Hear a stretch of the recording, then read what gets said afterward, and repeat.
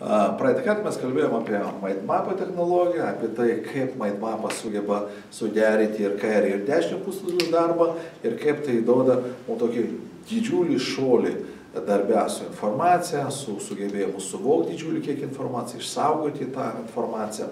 Tačiau mindmapas turi ir keletą apribojimų. Mindmapas nelabai tinkantis tam, kad jeigu jūs norit kažkokią išmokti detalį informaciją, pavyzdžiui, formulės arba citatas, taigi jeigu jūs norite išmokti detalį arba jums reikia kažkokį įstatymų arba datas išmokti arba citatas, mes naudosime kitas mnemotechninės priemonės, apie kurios kalbėsime atskirai. Bet yra dar vienas apribojimas ir būtent šį apribojimą mes galime panaikinti naudojant algoritmus. Šitas apribojimas yra štai tame, kad mindmapas nelabai tinkanti priemonė, jeigu jūs norite išmokti arba pavaizduoti procedūrinį informaciją. Mindmapas puikiai tinka deklaratyvinė informacija, kurioje mes norim pavaizduoti, kas iš ko susidaro, iš kokių elementų. Tačiau jeigu mes norime nusistatyti eiliškumą darbų ir mes norime nustatyti, ką reikia daryti, kaip reikia daryti ir ką daryti, jeigu viskas sekasi ne taip, kaip norėtum, geriausiai yra naudoti drakoną. Drakonas tai yra autorius šitos metodikos yra Vladimiras Paranžanov.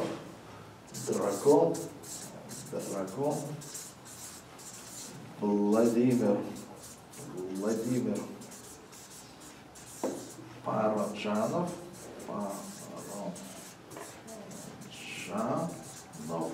Šitas žmogus nuo pat pradžių dirbau Rusų kosmonautikos pramonėje, jisai vadovavo grupiai, kuri kūrė drakoną, nes būtent paleidžiant, kaip atsimenat, aš kalbėjau apie tai kitose videobloguose, kad kūrent buraną daugkartinių panaudojimų laivą, tarp kitų buranas yra įtrauktas į Gineso rekordų knygą, tuo metu, kai šatle buvo lakūnai, buranas buvo pakeltas, išvestas į kosmoso orbitą ir nusileidęs be žmonių pagalbos, vien tik kompiuterių pagalbos, štai buvo įtrauktas į Gineso rekordų knygą.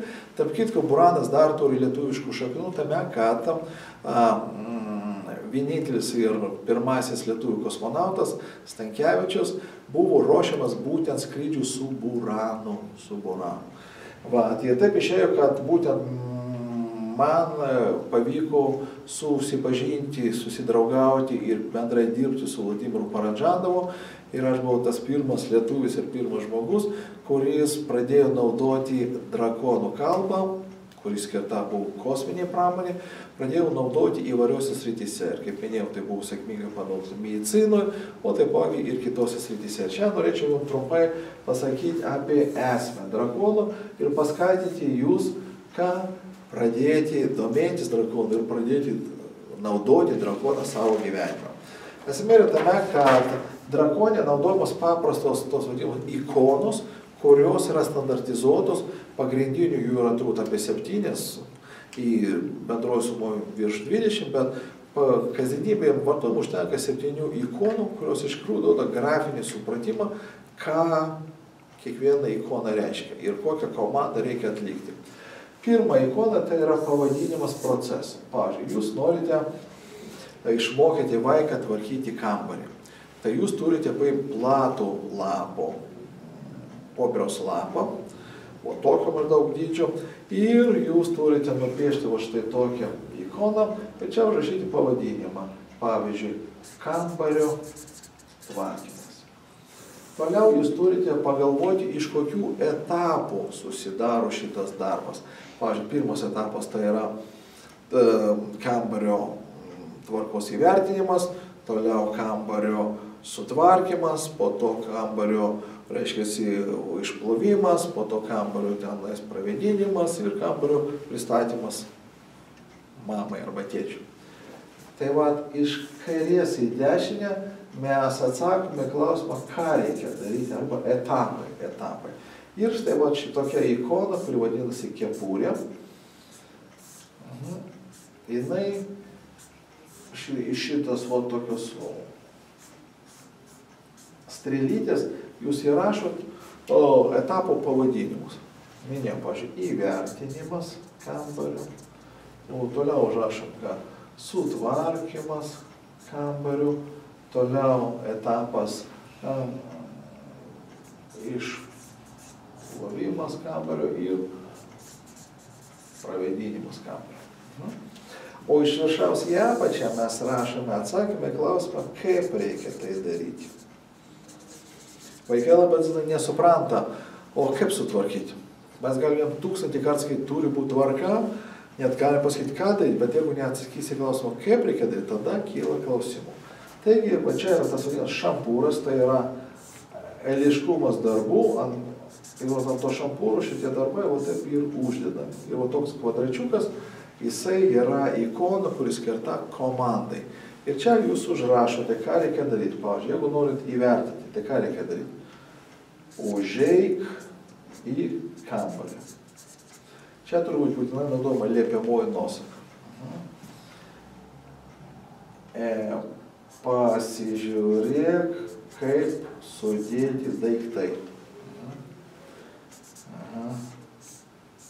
Toliau pasižiūrėk, kaip atrodo ten grindys. Na ir taip toliau. Aš esu didelis specialistas būtent kambarių tvarkyme, bet įsivaizduoju, kad jūs tikrai surasite keletą žingsnių konkrečių ir jų eiliškumas labai svarbus, jeigu norit, kad vaikai tikrai išmoktų tai daryti profesionaliai. Dar labai svarbu, kad mes šitoje schemoje galime naudoti klausimus. O klausimai, drakono kalboje, kuriami taip, kad būtų atsakymas taip arba ne. Ar sutvarkyti, ar viskas sutvarkyta. Ir jeigu taip, tai tada eini va šitą linkmę, o jeigu ne, tai eini toliau. Ir čia yra sekantis. Jeigu taip, tai pailsėk, o jeigu ne, tai tada eik ten į sekantį, pavyzdžiui, kažkokį etapą. Ir čia yra vėl tas pats kaip kepuratė, tik tai vadinasi adresas. Adresas, nes jūs čia parašote, kur iš šitų sekančių šampūrų jums reikia eiti. Pavyzdžiui, čia reikia jums eiti, ir čia A, B, C. Tai jums reikia eiti į B. Tai čia yra sutvarkymą, eik į sutvarkymą tenais. Atrodytų viskas paprasta, tačiau realiam gyvenime dažnai būna ne taip paprasta. Todėl geras algoritmas turi visuomet atsakyti į 3 klausimus. Ką reikia daryti, kaip reikia daryti, jeigu viskas tvarkoja, ir ką daryti, jeigu viskas sekasi ne taip, o ką jeigu nesutvarkyta. Tai čia tada visa eilė bus sekančių žingsnių, kuriuos reikės padaryti, jeigu viskas ne taip, kaip mes norėjome. Taigi, geras algoritmas atsako į klausimus, ką reikia daryti, kaip reikia daryti ir ką reikia daryti, jeigu viskas einasi ne taip. Jums tai gali priminti blok schemas, jeigu jūs kažkada tai studijavote ten programavimą, bet drakonėm yra naudojami taip vadinami kognityvinės ergonomikos principai. Kognityvinė ergonomika tai yra mokslas apie tai, kaip pateikti informaciją patogioj smegenim formą.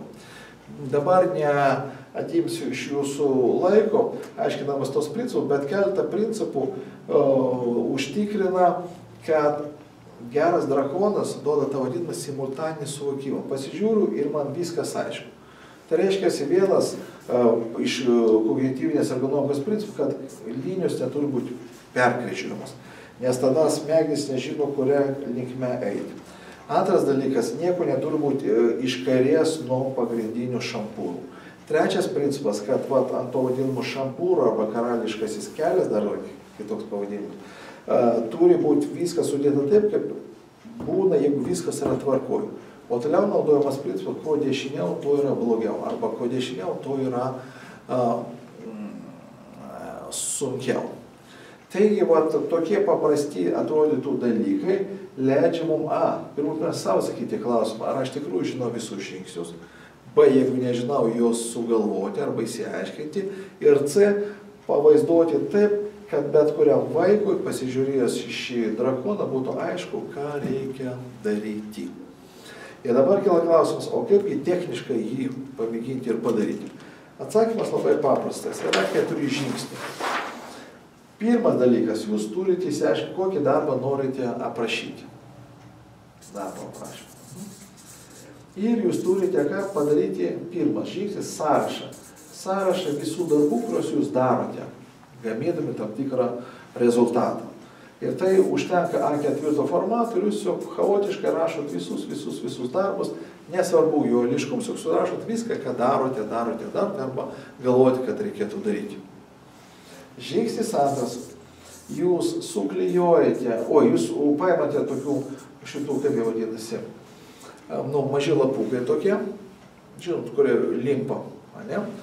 Ir ant kiekvieną darbą, kuris surašyta šitam sąraše, užrašote ant atskiro lapuko, ant to lipduko. Jeigu čia surašė 30 darbų, tai čia turbūt 30 lapukų.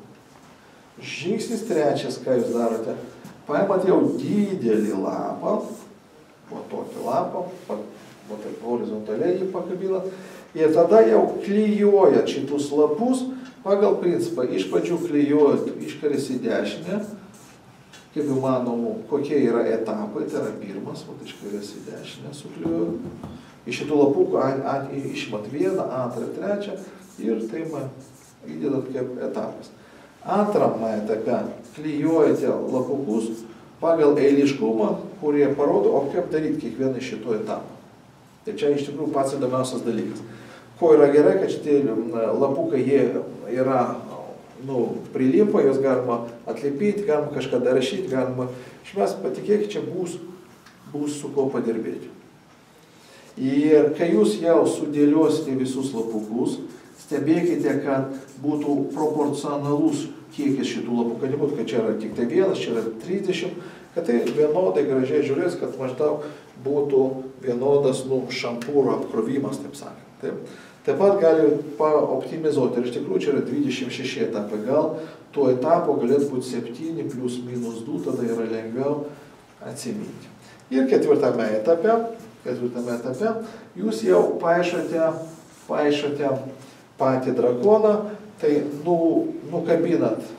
nukabinat tos lipdukus ir vietoj jų uždedat ikonas. Ir tokiu būdu padarote savo pirmą drakoną. Ir gera žinia, kad iš pradžių tai atrodo neįprasta, bet patikėkite, aš mačiau tūkstančius kartų, kaip žmonės, aukščiausio lygio specialistai, iš pradžių tvirtino, kad neįmanoma mano sudėtingo darbo, o taip paprastais žingsniais pavaizduoti, žinokit, yra netiesa. Net pačios sudėtingiausios chirurgų operacijos, pats sudėtingiausias kosminio laivo arba energijai kažkokio atominės elektros stoties paleidimą galima paversti drakonais. Lygiai taip pat ir su jūsų darbu. Jį galima, jį reikėtų standartizuoti. Antras dalykas, kai žmonės padarydavo tą drakoną, galų galia skaitau, wow, aš dabar ir pats suprantu, kągi darau kiekvieną dieną. Trečias, tai leidžia labai paprastai susišnekėti su žmonėmis, kurie taip ar kitaip dalyvauja tame kūrybos procese. Ir ketvirtas, tai duoda nepaprastą galimybę mums optimizuoti tą darbą, nes kai mes dėliojam tos lapukus, matom, kad kai kurie dalykai yra nelabai standartizuoti, nelabai mums aiškus. Ir būtent šitiems atskiriams dalykams yra toks ženkliukas, mes turime sudaryti atskirą drakoną. Taigi, tai leidžia mums susikoncentruoti į tą sritį, kur yra daugiausiai chaoso ir įvesti tenais tvarką. Taigi, daugiau informacijos apie drakoną jūs rasite mūsų saite. Mes esame įkūrę pirmą pasaulyje tarptautinę algoritminės vizualinės kalbos drakonų mokyklą. Joje jūs galite gauti visą informaciją, visą treningą ir mokymąsi, jeigu nori tapti jau profesionaliais vartotojais arba netgi treneriai šitoj srity. Bet siūlau pradėti nuo paprasto mažo žingsnio, išbandykite, pas jūs bus klausimų ir mes juos su malonumu atsakysim. Iki.